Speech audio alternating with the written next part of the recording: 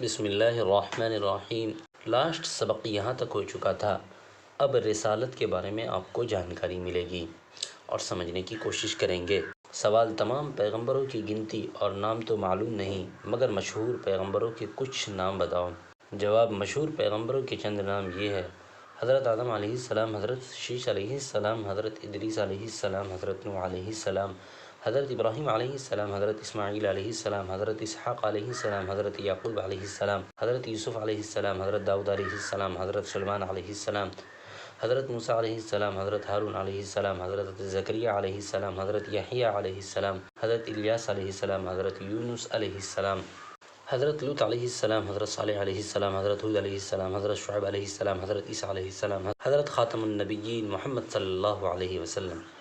یہ چند مشہور نبیوں کے نام ہیں، ہے تو بہت سارے لیکن یہاں پہ چند کو ذکر کیا گیا۔ سوال: حضرت صلی اللہ علیہ وسلم عرب کے کس خاندانوں میں سے ہے؟ جواب: حضور صلی اللہ علیہ وسلم کا خاندان قریش میں سے ہے۔ عرب کے تمام خاندانوں میں خاندان قریش کی عزت اور مرتبہ زیادہ تھا۔ خاندان قریش کے لوگ عرب کے دوسرے خاندانوں کے سردار مانے جاتے تھے۔ پھر خاندان قریش کی ایک شاخ بنی ہاشم، جو قریش کی دوسری شاخوں سے زیادہ عزت رکھتی تھی، اور حضور صلی اللہ علیہ وسلم اسی شاخ بنو ہاشم سے تھے۔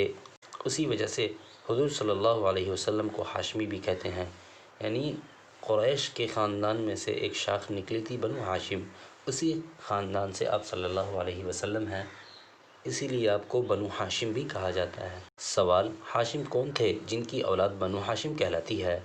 جواب: حضور صلی اللہ علیہ وسلم کے پردادا کا نام ہاشم تھا، اور آپ کے نسب کا سلسلہ اس طرح ہے کہ محمد بن عبداللہ بن عبد المطلب بن ہاشم بن عبد مناف۔ یہاں پہ تو صرف اتنا سا ذکر کیا گیا ہے، لیکن آپ حضرت محمد صلی اللہ علیہ وسلم سے لے کر حضرت آدم علیہ السلام تک حسب و نسب آپ صلی اللہ علیہ وسلم کا باقی ہے۔ سوال: حضرت صلی اللہ علیہ وسلم کی پشتوں میں حضرت آدم علیہ السلام کے بعد اور کوئی بھی پیغمبر ہے یا نہیں؟ جواب: ہاں، حضرت اسماعیل علیہ السلام کی اولاد ہے۔ حضرت اسماعیل علیہ السلام اور حضرت ابراہیم علیہ السلام کے صاحبزادے ہیں۔ ان کے علاوہ حضرت نوح علیہ السلام، حضرت ادریس علیہ السلام، حضرت شیش علیہ السلام حضور صلی اللہ علیہ وسلم کے نسب کے سلسلے میں داخل ہے، یعنی حضور صلی اللہ علیہ وسلم کا جو نسب کا سلسلہ ہے اس میں داخل ہے یہ سارے نبی۔ سوال: حضرت محمد صلی اللہ علیہ وسلم کو کتنی عمر میں پیغمبری ملی؟ جواب: حضور صلی اللہ علیہ وسلم کی عمر مبارک 40 سال تھی کہ آپ پر وحی نازل ہوئی۔ سوال: وحی سے کیا مراد ہے؟ جواب: وحی سے مراد یہ ہے کہ خدا تعالیٰ نے اپنے احکام اور اپنے کلام حضور صلی اللہ علیہ وسلم پر اتارنا شروع کیا۔ سوال: وحی نازل ہونے کے بعد کتنے دنوں تک حضور صلی اللہ علیہ وسلم زندہ رہے؟ جواب: 23 برس، 13 برس مکہ معظمہ میں اور 10 برس مدینہ منورہ میں۔ سوال: مدینہ منورہ میں آپ کیوں چلے گئے تھے؟ سوال: مدینہ منورہ میں آپ کیوں چلے گئے تھے؟ جواب: جب حضور صلی اللہ علیہ وسلم نے مکہ معظمہ کے لوگوں کو خدا تعالیٰ کی توحید کی تعلیم دی اور ان سے فرمایا کہ بت پرستی چھوڑ دو اور خدا تعالیٰ پر ایمان لے آؤ، تو لوگ آپ کے دشمن ہو گئے، کیونکہ وہ بتوں کی عبادت کرتے تھے اور ان کو معبود سمجھتے تھے، اور طرح طرح سے انہوں نے حضور صلی اللہ علیہ وسلم کو تکلیف پہنچانی شروع کر دی۔ حضور انور صلی اللہ علیہ وسلم نے ان کی عداوت اور دشمنی کی سختیاں تکلیفیں برداشت کرتے اور توحید کی تعلیم دیتے اور خدا تعالیٰ کے احکام پہنچاتے رہتے، مگر ان کی دشمنی کی کوئی حد باقی نہ رہی اور سب نے مل کر حضور صلی اللہ علیہ وسلم کو قتل کر ڈالنے کا ارادہ کر لیا۔ حضور انور صلی اللہ علیہ وسلم نے خدا تعالیٰ کے حکم سے اپنے پیارے وطن مکہ معظمہ کو چھوڑ کر مدینہ منورہ تشریف لے گئے۔ مدینہ منورہ کے لوگ پہلے مسلمان ہو چکے تھے اور حضور صلی اللہ علیہ وسلم مدینہ منورہ تشریف لانے کے نہایت مشتاق تھے۔ جب حضور انور مدینہ منورہ پہنچے تو ان مسلمانوں نے حضور صلی اللہ علیہ وسلم کی اور حضور کے ساتھیوں کی اپنی جان و مال سے مدد اور اعانت کی۔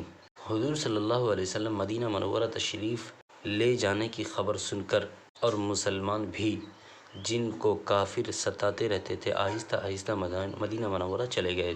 حضرت صلی اللہ علیہ وسلم کے مکہ سے مدینہ چلے جانے کو ہجرت کہتے ہیں، اور ان مسلمانوں کو جو اپنے گھر بار چھوڑ کر مدینہ میں چلے آئے مہاجر کہتے ہیں۔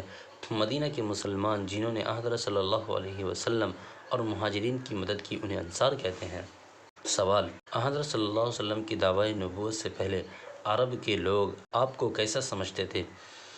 جواب: دعوی نبوت سے پہلے تمام لوگ آپ کو نہایت ہی سچا، پاک باز، امانت دار شخص سمجھتے تھے، محمد امین کہہ کر پکارتے تھے، جس کا مطلب یہ ہے کہ آپ اس کے نزدیک بہت ہی معتبر سچے آدمی تھے، اور تمام لوگ آپس کے بہت عزت اور توقیر کرتے تھے۔